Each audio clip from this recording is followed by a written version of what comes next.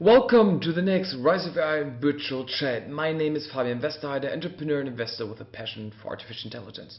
This episode today is with Thomas Heilmann. He's entrepreneur, he's business angel, and he's full-time policymaker. So he's a politician. He's member of the German parliament. And he has published a new book called NEUSTAAT, which is suggesting over 100 radical reforms how Germany and Europe could arrive in the 21st century.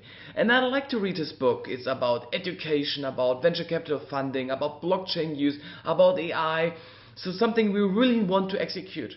So enjoy the following 1 hour Q&A. Enjoy the interview I'm having with him. It will be a lively discussion. It is something which is much needed. So follow on.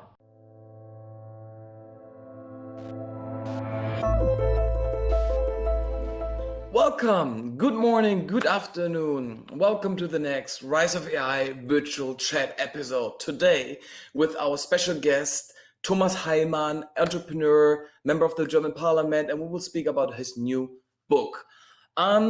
First, as usual, please introduce yourself, share your LinkedIn profile, where you're based, what you do. Use this a little bit to connect and meet people. As usual, the amount of people is increasing and then it's high, and then towards the end, everyone is going and is continuing to do something else. And therefore, directly to come into the topic, I would like to introduce Thomas. And he is an entrepreneur by origin. I would describe him as entrepreneur and politician. So he founded in the 90s a marketing agency called Delta Design. And he then bought another company and they fusioned at the end. The brand still exists. It's called Scholz & Friends, which is one of the most successful, largest event agencies which we have in Germany, which is today owned by another corporation. So in the 90s, he was doing marketing, also digital marketing. He started to become a business angel. He invested into Xing, he invested into Facebook and many other things. We only talk about the successful deals, never about losing money.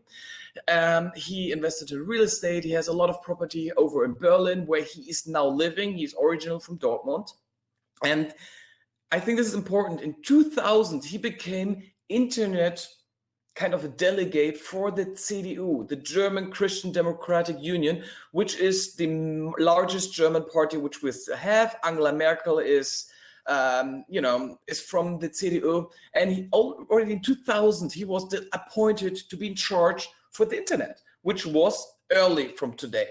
Then a couple of years later, he became senator here in the city of Berlin for, I think, for law and you say in German Verbraucherschutz, so end users protection.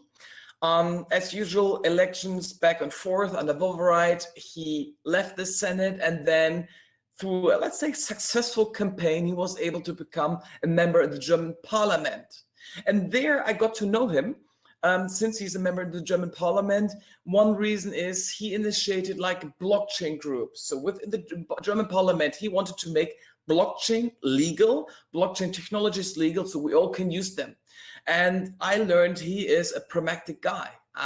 He started to include all the stakeholders. So I met very interesting VCs and users and programmers and people from the BaFin and the Bundesministerium für Wirtschaft. So he was able to involve policies, administration, but also operational people all together to work something out which really works. So the first time I felt a politician is not thinking intellectual, how to fix a problem. He asked the people who are using it, what is your problem? How can we make it legal? How can we solve this?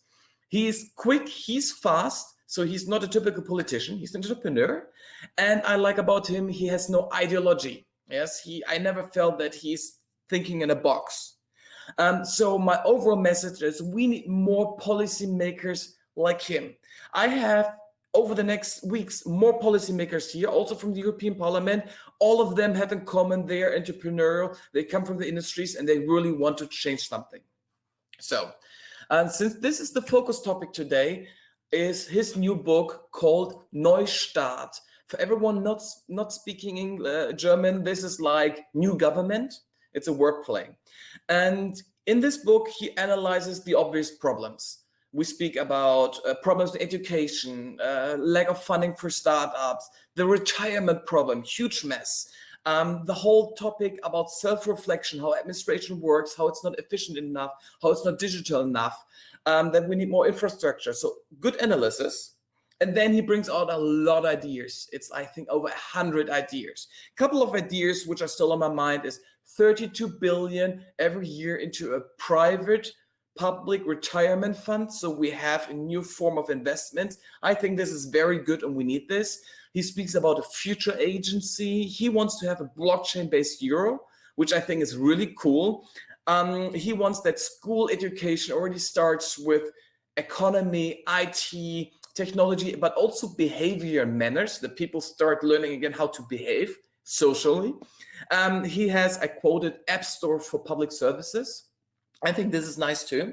Overall, the whole thing is analogy to the Prussian reforms of the 18th and 19th centuries. So after Napoleon conquered half of the world, or Europe, and Prussia learned, well, we failed, and they started huge reforms under von Hardenberg and Stein. That's the way Prussia cheers. It was an inspiration.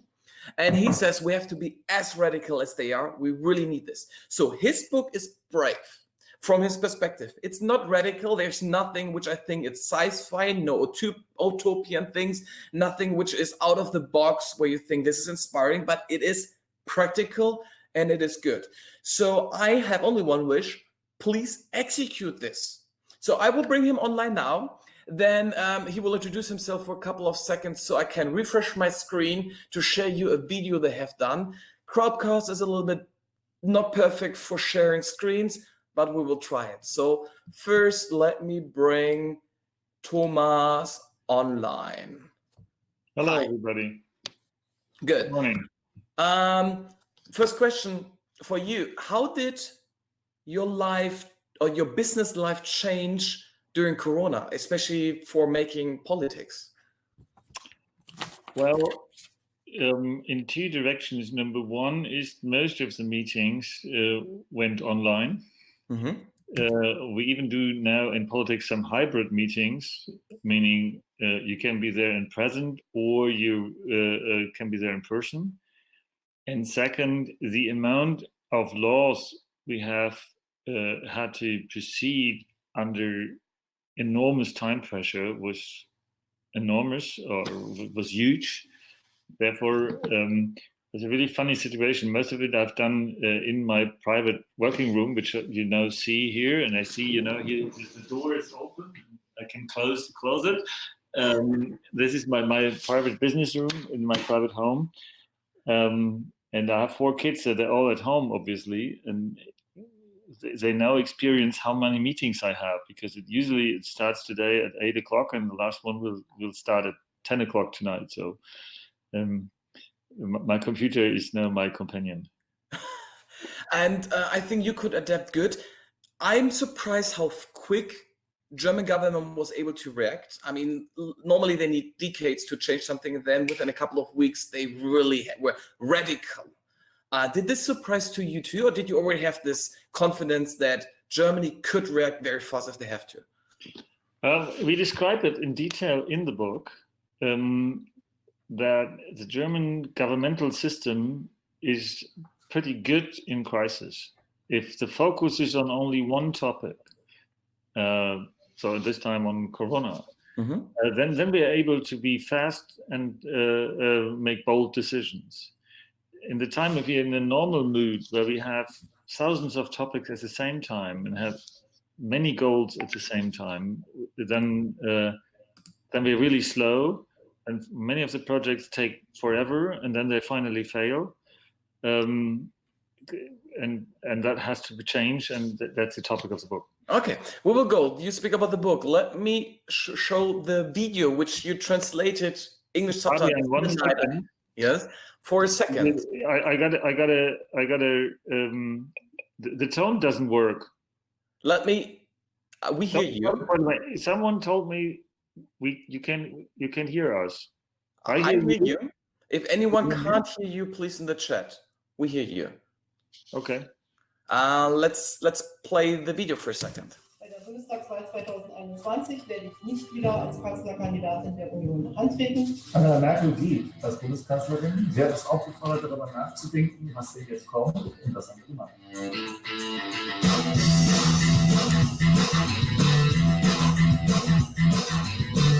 30 Abgeordnete. 35 Experten und 103 Vorschläge. Das ist der Neustart im Neustart. Das nenne ich mal einen Neustart.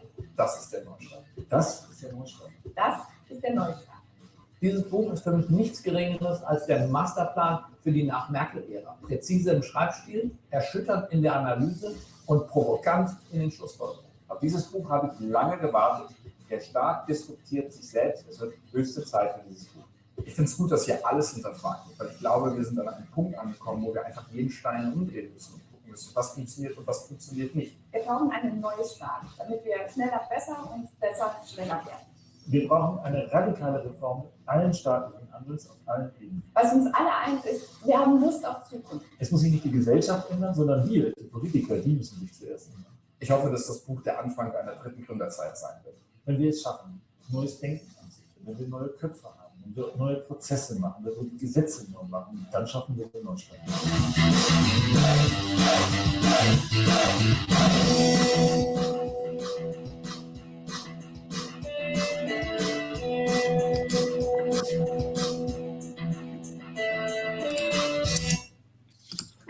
So if you want to see the movie in a better quality than stream, then go on www.NEUSTAAT, Neustart with double A and no R, .jetzt, which is the German version of now. Also here in the chat on the other side, we have shared the link. Put it there, and there's a German version, and we have made purposely for that event English subtitles. And I got the idea that we have at least a small English information on the website pretty soon too. So Thomas, why now? I have the feeling you said in the video it's the post-Merkel era which is coming. I think everyone is getting in line now. Plus Corona.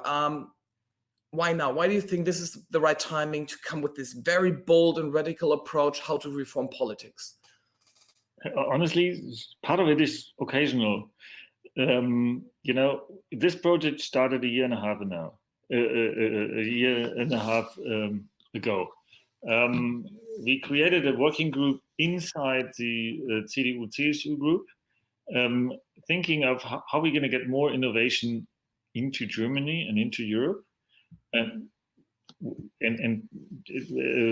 agreed that we will have a long research period. So we did almost a year only research. We traveled to China, to South Korea, and any other places, and we checked what makes a society more innovative. And we found out that one of the key conditions is that you have a well-functioning state. Mm-hmm. And if you see, we're not well-functioning enough. So what makes it better function? And we said this needs a real task for the next parliament session, which starts in 21.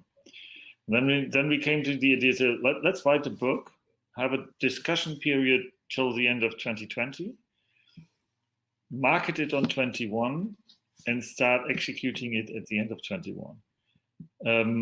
And during that period of research and discussion, we came to it that those pivots, as we call it, always came after crisis.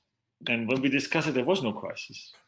And we had a long discussion. Do we have an environment where people are prepared to change things radically enough? And while we discussed it, Corona happened. And so we have the crisis, which is obviously not part of our plan, hasn't been part of our plan. But you even have a chapter about this, so it's very recent. Yes, we were in the last 2 months of creating this book, and then Corona happened. And obviously, we talked already about crisis in the book, even before. And then we said, now we have a crisis, and it's in detail described in the book what does Corona does for the state. And we have even a headline called Corona verleiht der Digitalisierung Flügel, which is a German expression For drinking Red Bull. taking a Red Bull advertising and the framing of it and saying digitalization will go on air or quicker on air through Corona. And if you see that 2.9 million students now study everything online. Mm-hmm. And if you would have talked in December 6 months ago and saying, let's have our students study online, we would have this a 10 years task. Or homeschooling. We would not have 100%. And now homeschooling, it was illegal, right?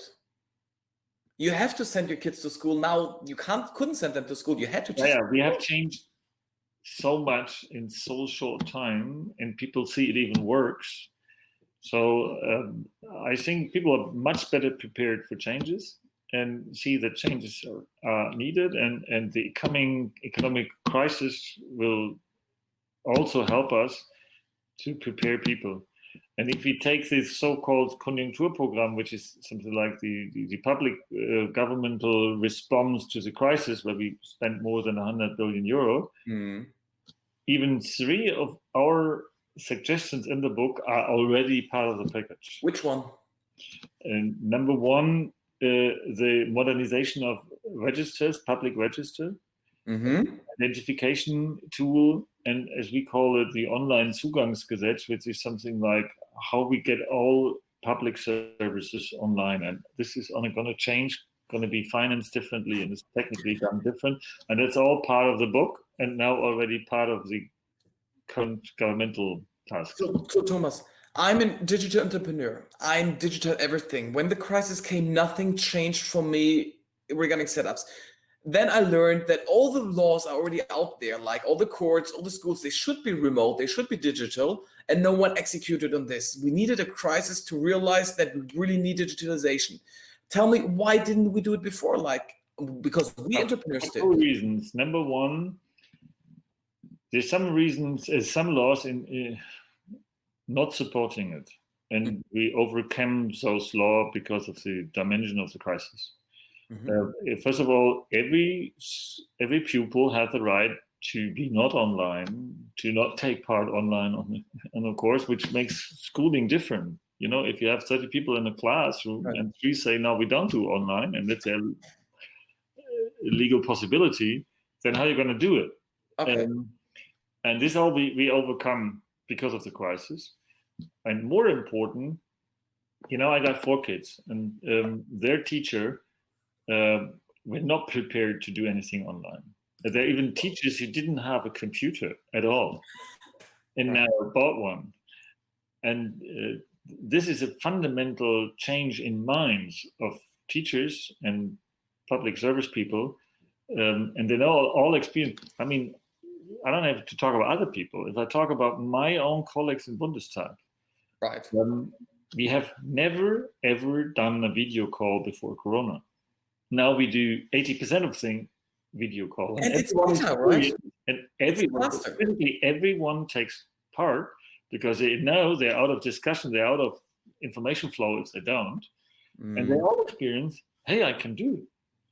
They all say, I'm not a technical guy, and if it comes to technical, I ask my employees, etc., my assistants, and they now all experience that they can even sit in a train and take part, which some of them do, and then they complain about the bad connection in German trains, and that makes a big change in mind, and therefore the conditions and the preparation of changes to go more digitally are now much better than before. Okay, so we have to see this in the larger context, and I got a lot of questions before the talk. One was, how do we see Germany, Indian context? Hi to your kid, by the way. This is one of my kids, yeah. Yes, and you introduced yesterday. He was homeschooling and need a break. Yeah, it's good. It's all live here. It's real, and this belongs to family. It's family. I mean, I'm in my home office too. Within Europe, how do you see your reforms being in the larger context of Europe? And also, do you think if we still can compete with United States and China in terms of your reforms, will it give us a head start? How do you see the bigger picture? 2 different questions, and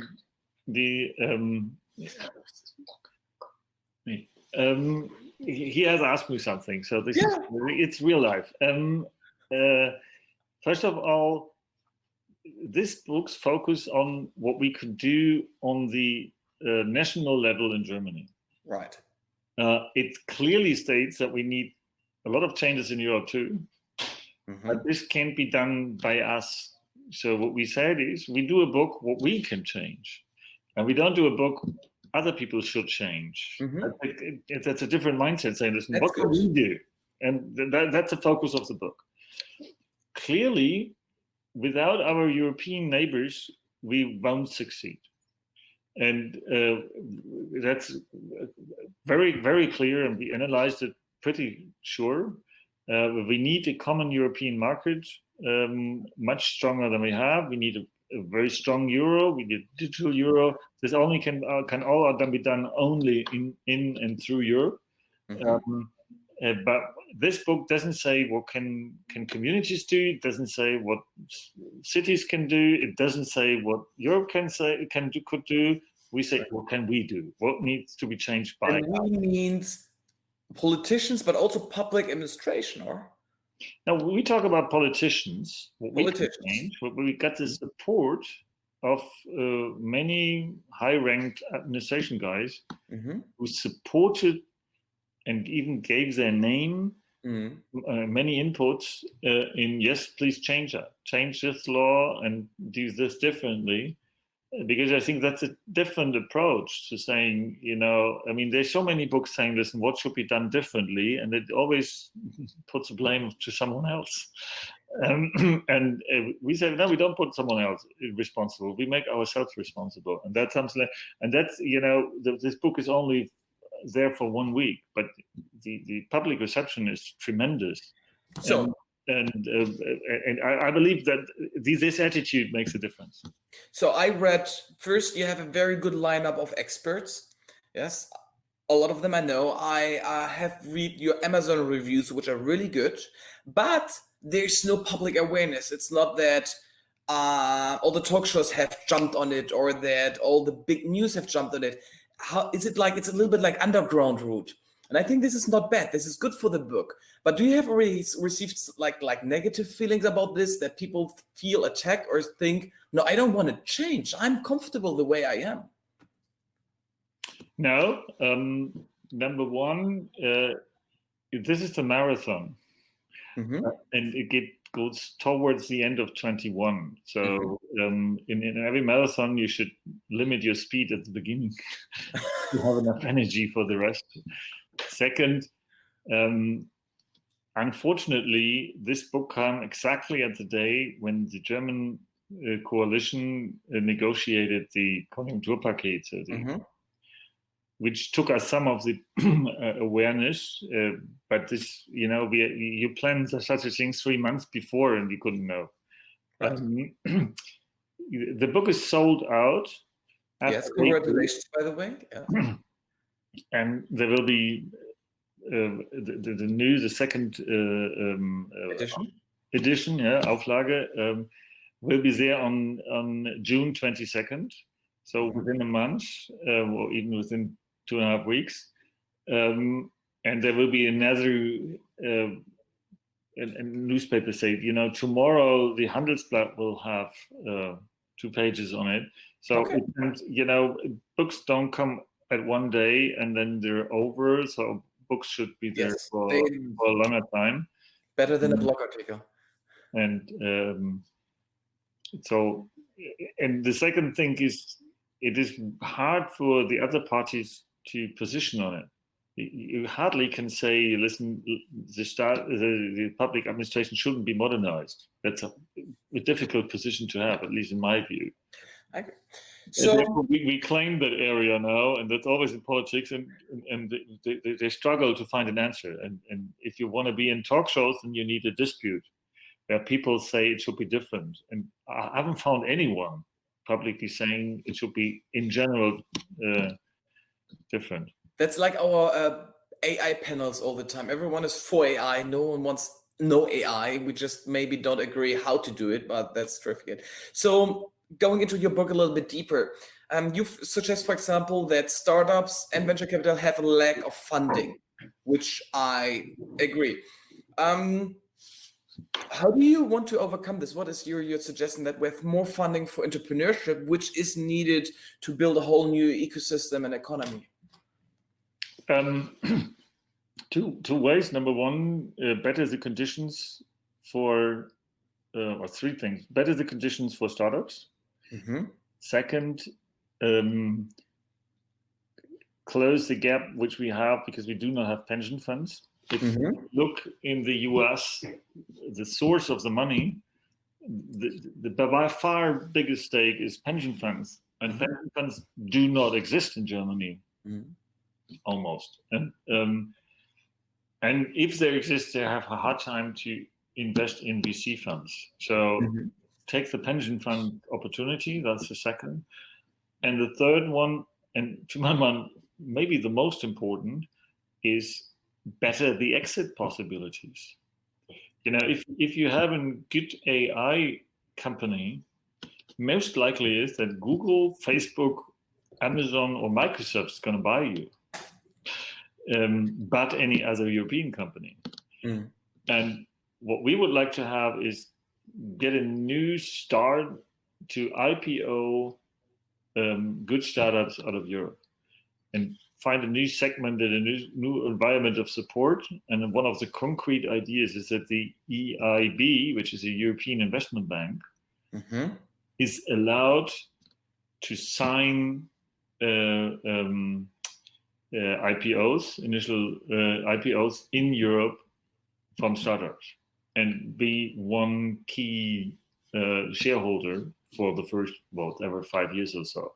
So be a long-term investor, be a market maker, and usually, if you invest in a broader scale, if you say it's an EIB, if there is a startup IPOing, and we have to consider to sign it, then they will sign whatever 20, 30, 40 IPOs a year. Then they will make money at the end, not with every IPO, but in general, if you have deep tech IPOs, and if you have more in Europe, then you have growing companies, you have a capital basis. So we have some ideas in the book, how we're going to... This sounds a little bit like how I feel in Europe is you have China on the one hand, which is very state money driven, and you have the United States, which is not official getting any state funding. They do a lot of research funding. And then Europe in between, like we have more state capital, hopefully in the technology market than the US, but less than China. Yeah, we do the research support we do too in Europe and in Germany. Right. So research is not the problem. The transfer from the research into companies is more the problem. Yes. We got the idea to give the universities a fund to invest. Yes, I like this. Like MIT is doing in Stanford. So they're not allowed to fund them alone. They need to have another private investor at the same terms. So we have double check. But then that would allow us to have more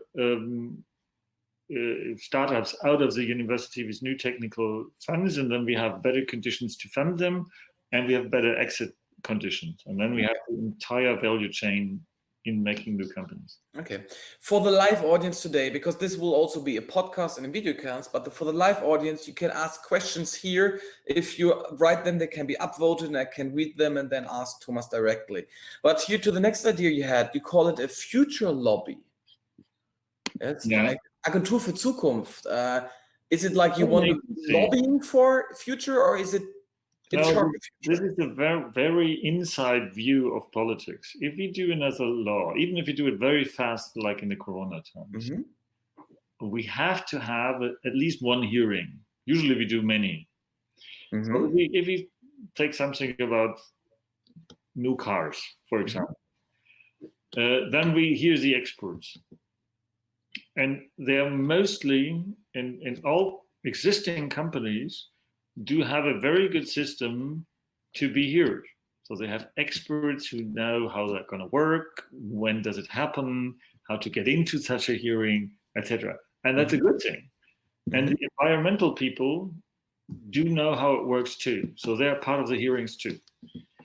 But a company who does not exist, that isn't being heard, because they even if they're already there and have 3 people, they don't know how it works, they don't have time, they're not experts, they don't know when to say what, to whom to influence. And there's a concrete example. When we made new environment protection laws, we excluded e-fuels. Right. I don't know.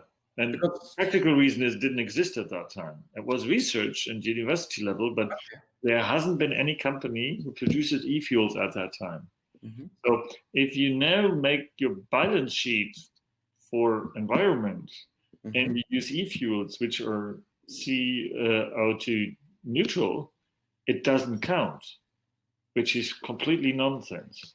And the reason why is because no one told the lawmakers at that time that there is an option. What we call lobbying, from your perspective? Yeah, it's a lobby. If you want to call it a lobby, no one told us. And, the system now says we measure the outcome of a car, but we do not consider the input. And if the input of the car takes as much pollution out of the environment, which comes then out at the same amount at the end, so it's neutral at the end, it doesn't count. And the future lobby, as we call it, should be a foundation, neutral, and they should speak out for companies who do not exist already. For those businesses for the future, and saying, listen, think about what kind of business could be there and integrate it in the law already. So the condition in terms of law is better. So it's a little bit like an expert group, think tank, which is giving political advice for topics which are not realized yet. So you think lobbying itself is good for the process because it's feeding information into the politics? Yeah.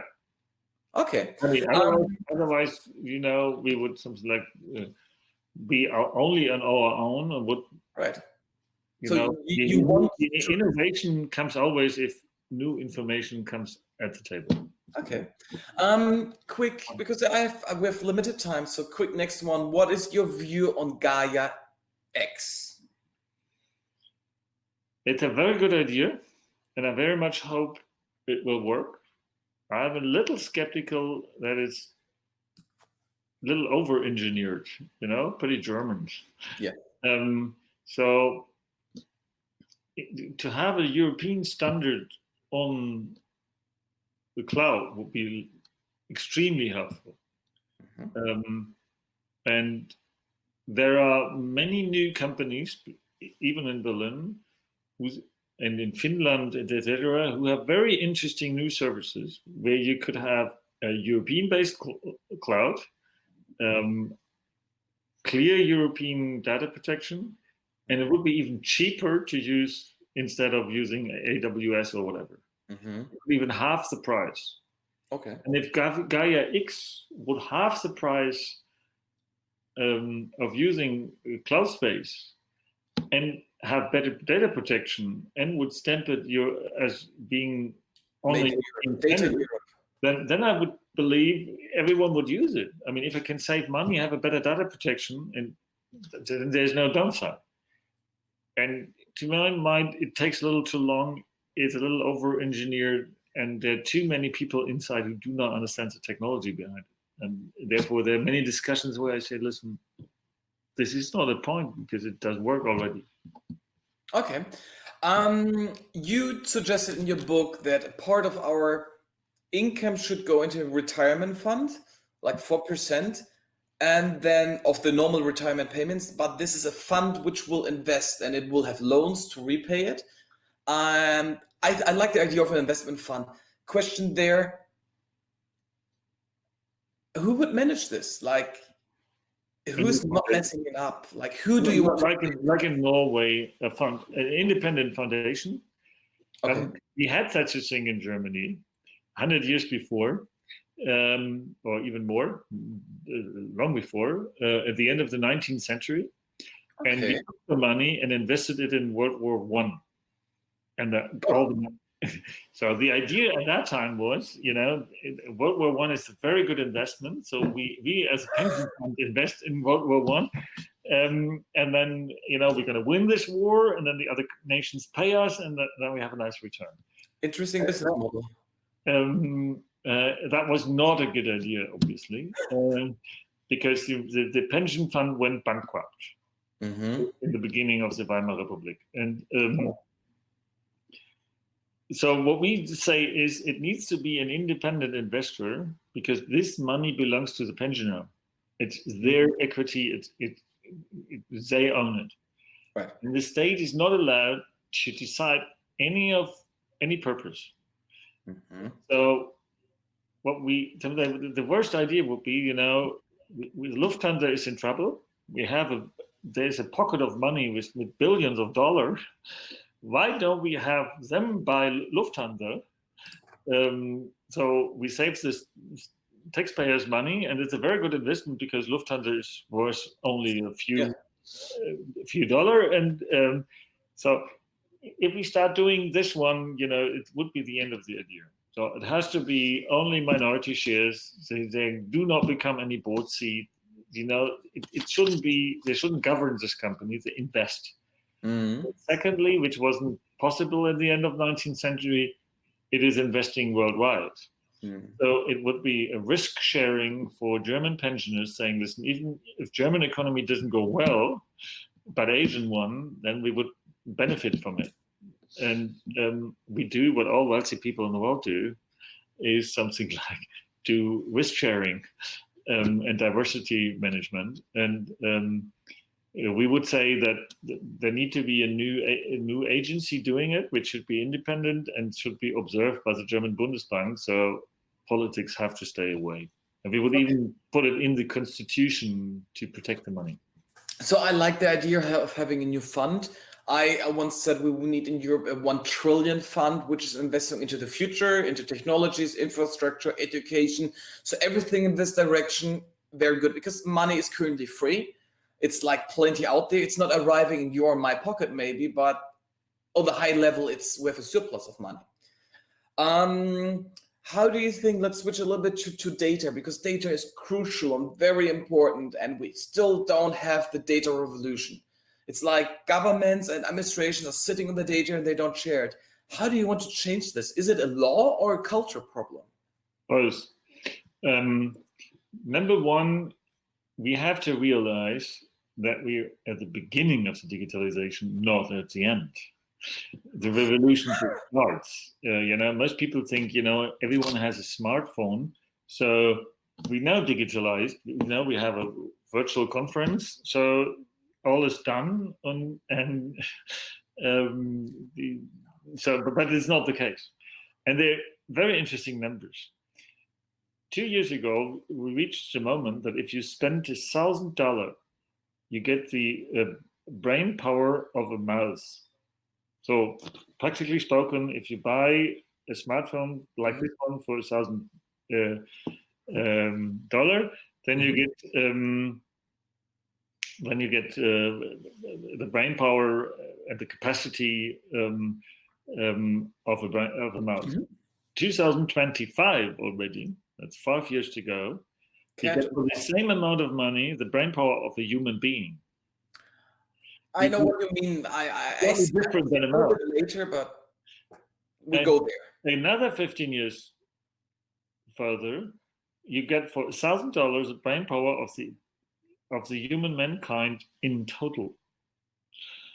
It won't be the same like the brain, but it can produce a lot of data, and it will be much cheaper. So this will explode the amount of data in a society.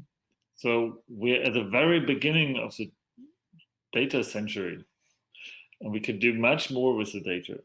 So I fully agree, but we need to start to open this box, this explosion. Yeah, exactly. But you have to see the dimension of the issue. I know it, and most of the chat, I assume, know it too. Okay. We are on the side. We have a book about politics, and people do not know in the majority. Maybe AI experts do know, but they don't. So this is something like the first step. The second step is that we call it in German Datensparsamkeit. So the original idea is have as little data as possible, which is a complete nonsense logic if the amount of data explodes. So we have therefore we suggest two new laws. Number one is data sovereignty, which is not brand new because you have read about it maybe before. And then we call it Datensorgfalt. So what we say is the real crucial point is not how many data you possess.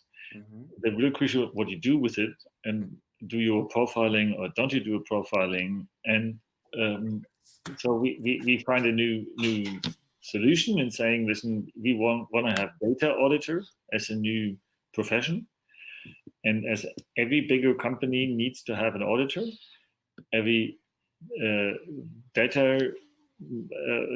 any company with a lot of data needs to have a data auditor, which practically with AI automatically will prove that you do not do profiling, which is easily to look into the computer. So you may collect the data, but you may not do everything with the data, specifically if it comes to personal data. And this is the question about privacy. So you want to give free data, but you can't profile. Exactly, and only in the limits of the current law. And you know, already in the 19th century, the concept of auditing has been invented. Right.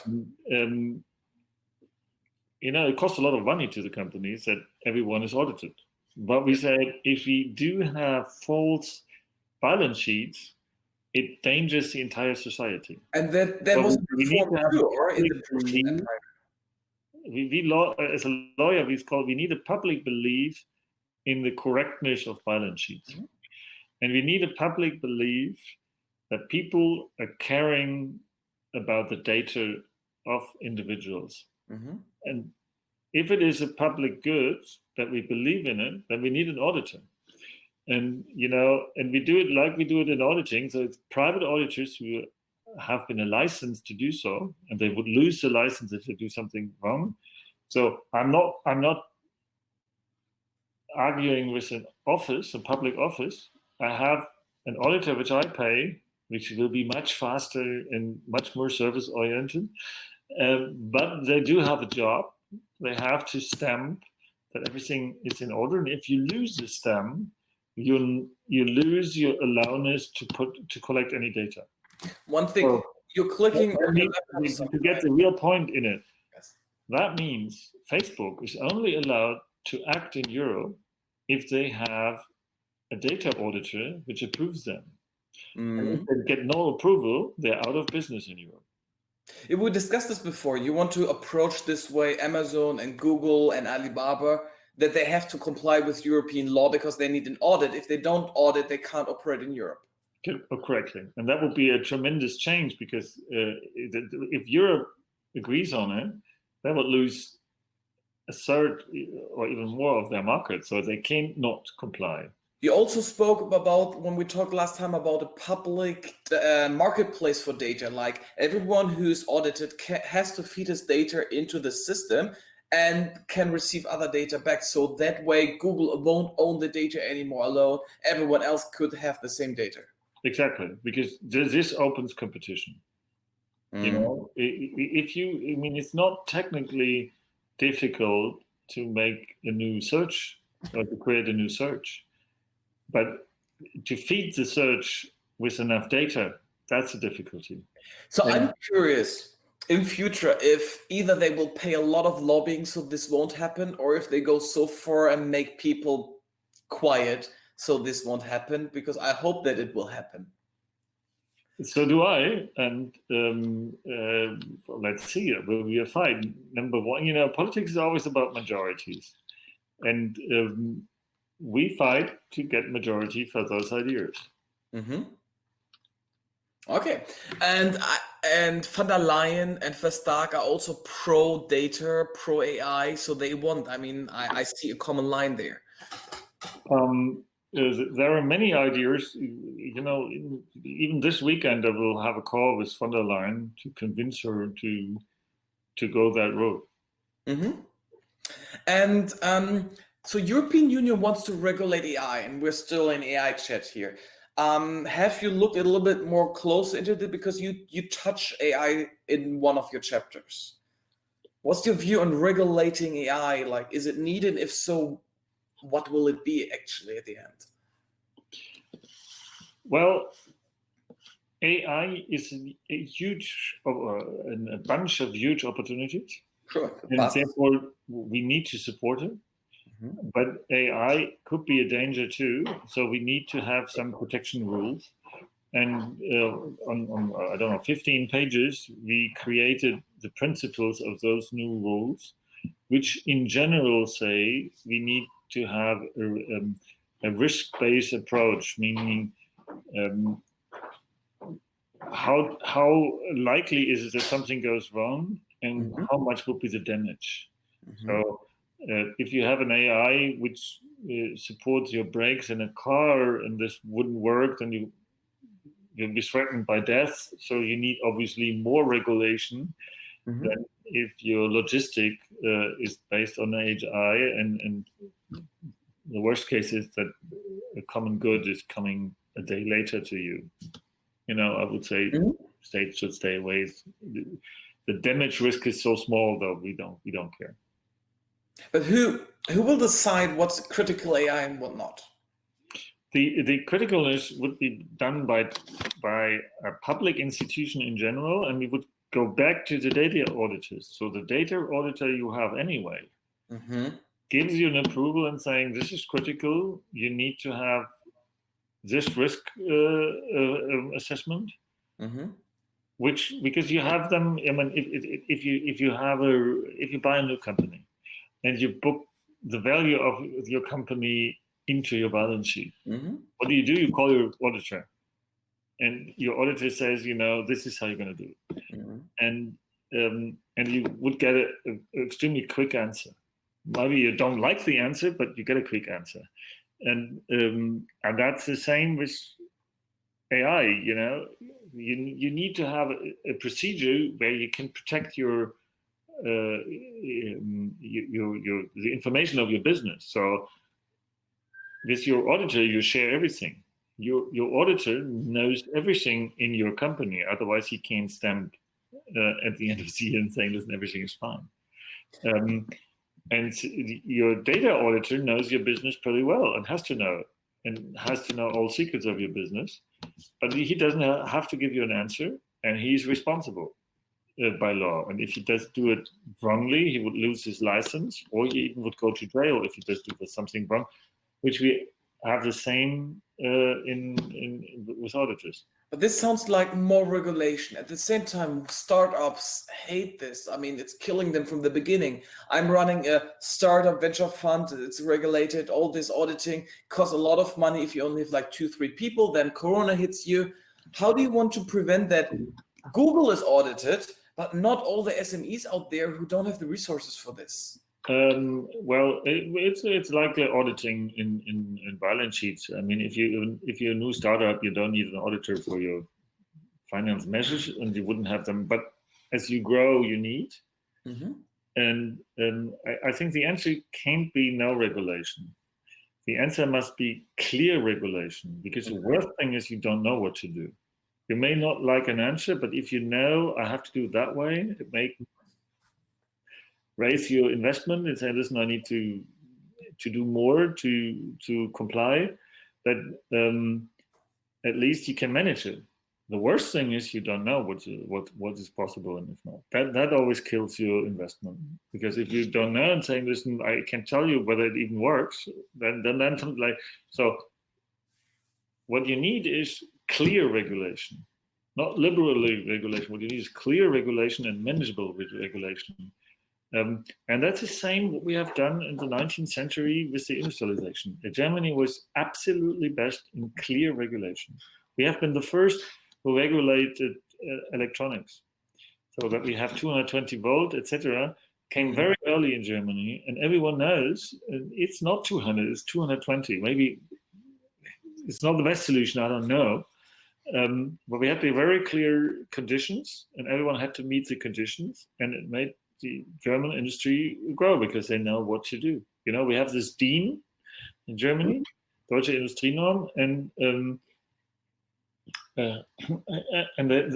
that even existed in Prussia, was called differently, but it's a very old institution in Germany, and this made in Germany with very clear industrialization standards. But I see there the conflict. For example, I'm in conversation with DIN. For everyone who's not German, it's like ISO International. It's a standard agency. Yeah. They have no clue about AI. They know that they have to develop a standard for it, but they don't know it. And honestly, no one knows how to do it. And then you have China, United States already building AI companies and keep doing. So we see that without standards, they succeed already. Isn't like a standard, on the one hand, it's good to build upon, but if something's already existing, isn't it like running behind and trying to catch them and slow them down? It's a question of timing. We have good examples. The best one, to my mind, is GSM. The European nations made a mobile standard. And, right. This mobile standard came very early, already in 88 or so, ahead of the market. That's very important. And we managed that, not the Motorola standard. I mean, it's not that other states make the standards, other company makes the standards. Yeah, Huawei is about to take the mobile transmission standard because they're just ahead of it. And then we follow mobile Huawei, and we will be dependent.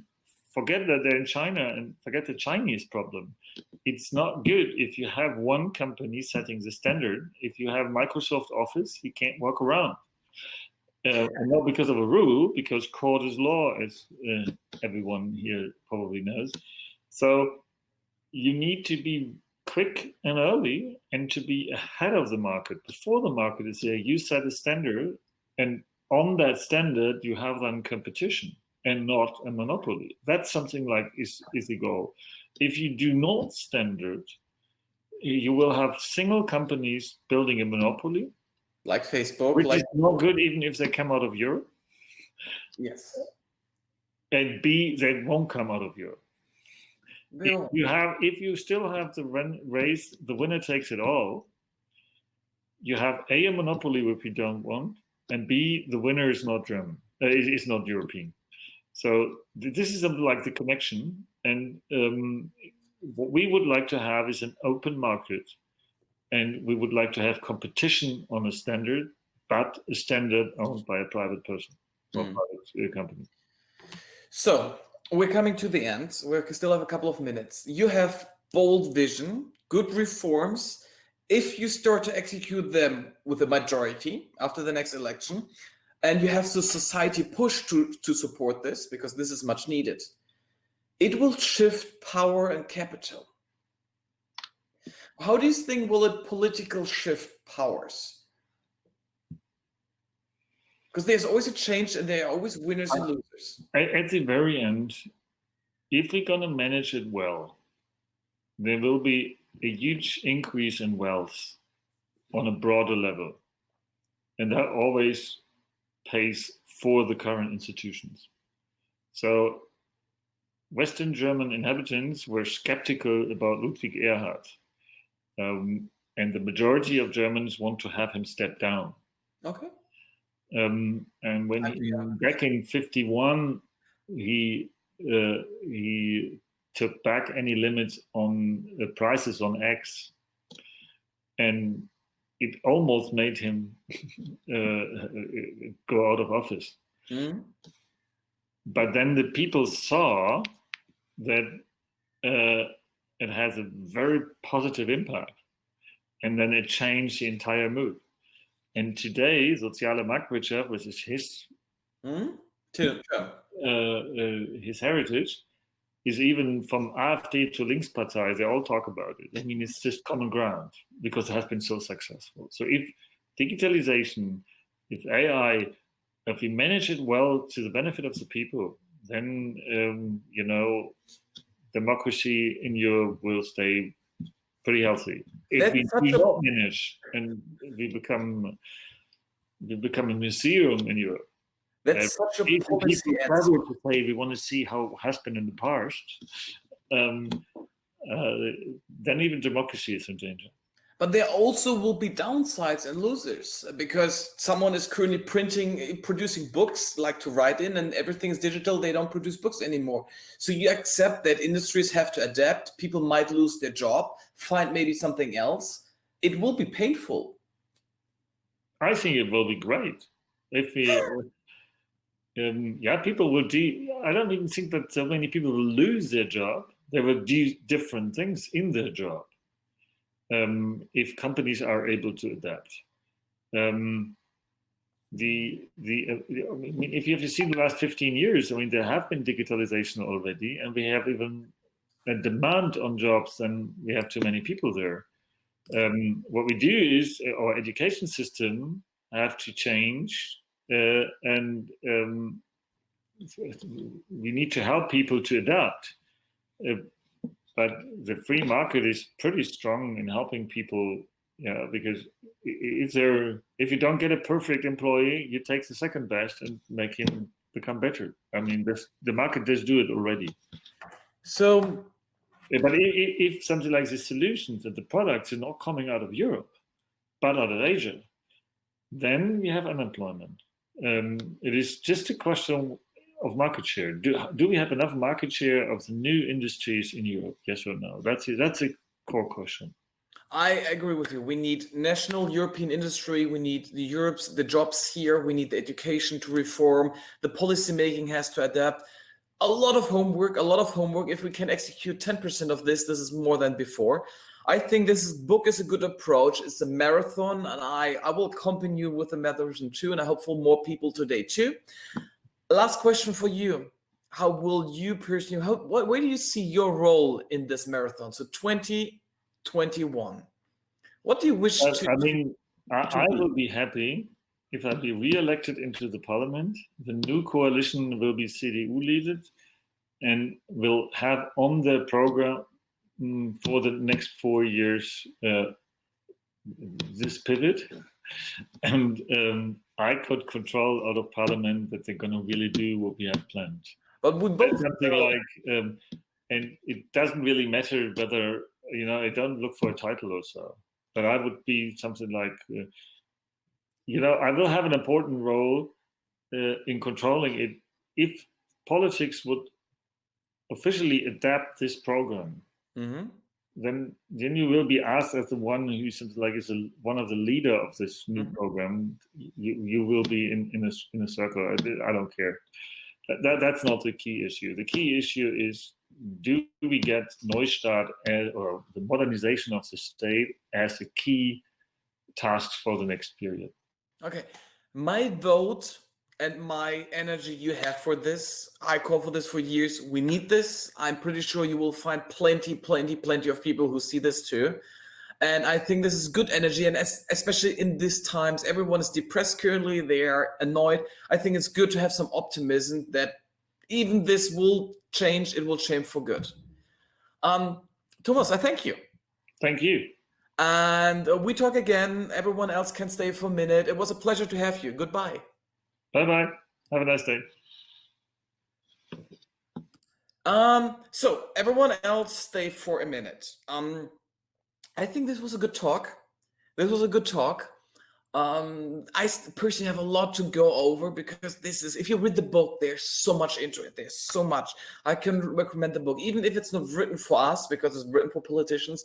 It's one of the best things I have read. Also, it's very good, like design. It's modern. You feel that the people are motivated behind it. What it's still missing is like high level support, like political superpower, because maybe they won't commit. We will see. For everyone else, next week we have another virtual chat you should join. totally different topic, no politics. We go into tech because we will speak about quantum machine learning. And if you've heard about the buzzword quantum machines and machine learning, you're like me. If you don't know what this is, you're like me too. I have no clue. I have ideas, I have read books, and I'm curious, but honestly, I don't know how to code this. I don't even know if this is about quantum and machines or machines and quantum. I have a special guest for this, and her name is Claudia Pohling. And Claudia Pohling, she's a tough, good woman, and she's talking straight, which I need as a sparring partner. She's head of AI, machine learning, all this at the Deutsche Telekom laboratories. So it's a little bit like, I would say, a German version of Google X. So she's doing cool research, and she will talk about this research. And quantum machine learning is one of her core topics. So if you're interested in quantum machine learning, and I've said this over and over now, join next week again. Let me see. It is 11 a.m. next week. Same method, same topic. In the meanwhile, stay home, stay safe, enjoy the rest of the day. It's a little bit rainy here. It was a pleasure to have this talk with you, and see you again next week. Bye.